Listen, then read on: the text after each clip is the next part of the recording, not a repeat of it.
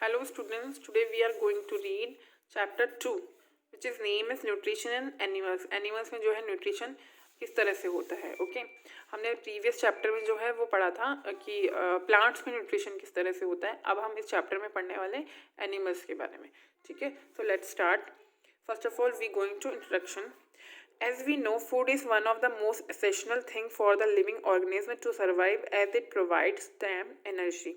जैसा कि हम सबको पता है, हमने प्रीवियस चैप्टर में भी इस बात के बारे में पढ़ा है.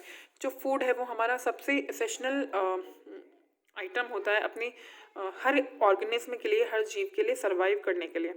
ठीक है, क्योंकि वो हमें क्या देता है, एनर्जी देता है. Except the green plants which can prepare their own food. Green plant के बारे में अगर हम बात नहीं करते, क्योंकि ग्रीन प्लांट जो है अपना फूड खुद बनाते हैं. All the other organism have to depend on other organism to get their food.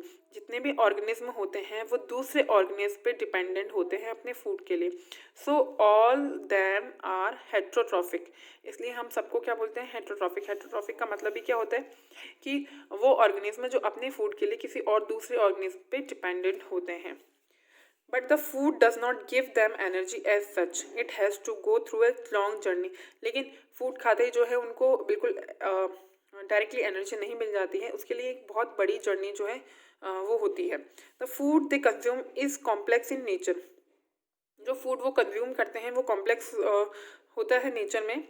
There body can not use it as such because their body is compose of billions of microscopic cells and each cell needs energy of food. उनकी body जो होती है बहुत सारे microscopic sales होते हैं animals की body में. ठीक है, तो जो हर सेल होता है उसे एनर्जी की ज़रूरत होती है. ठीक है, तो जो बॉडी में जो फूड जाता है उसको फूड को एज इट इज़ वो जो है यूज़ नहीं कर सकते हैं. उनकी बॉडी को भी उसमें से एनर्जी, हर सेल को एनर्जी की ज़रूरत होती है.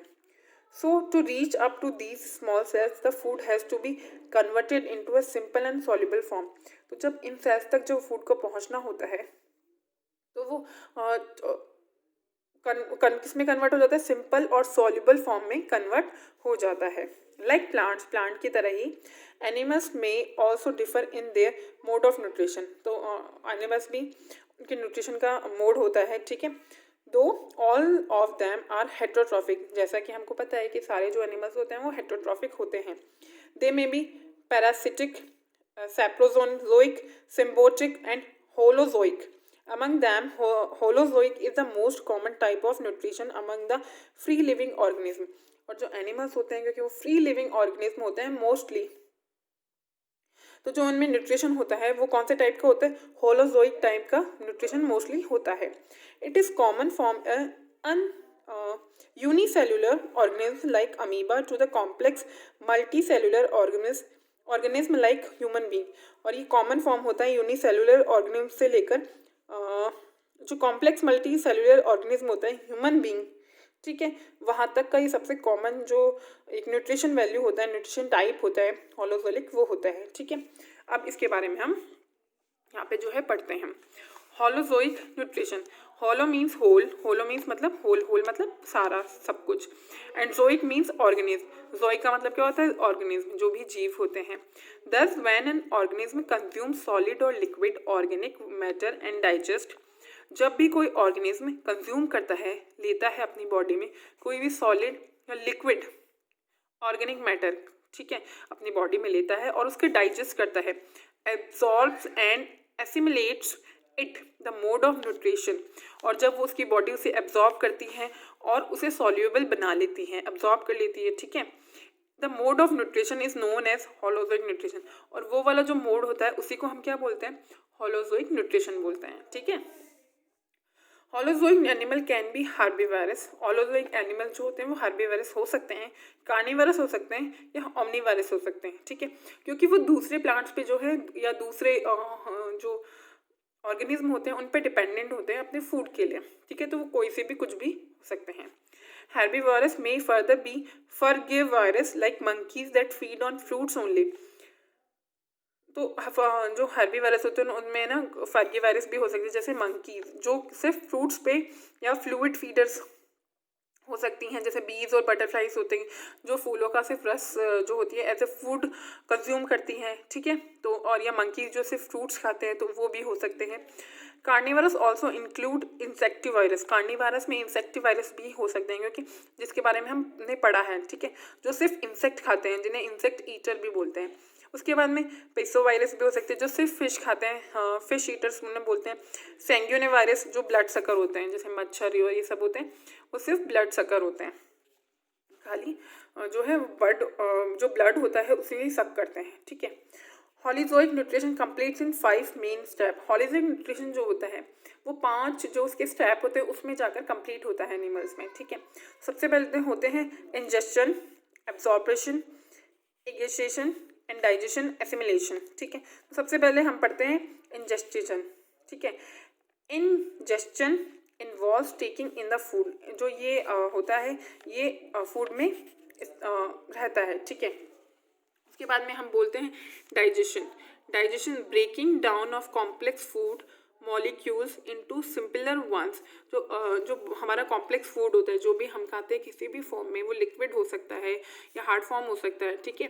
तो वो जब वो फूड खाते हैं और उसके बहुत सारे मॉलिक्यूल्स हो जाते हैं, ठीक है, बहुत सारे मॉलिक्यूल्स में जो है वो डिवाइड हो जाता है और सिंपलर बन जाता है with the help of digestive juices is called digestion.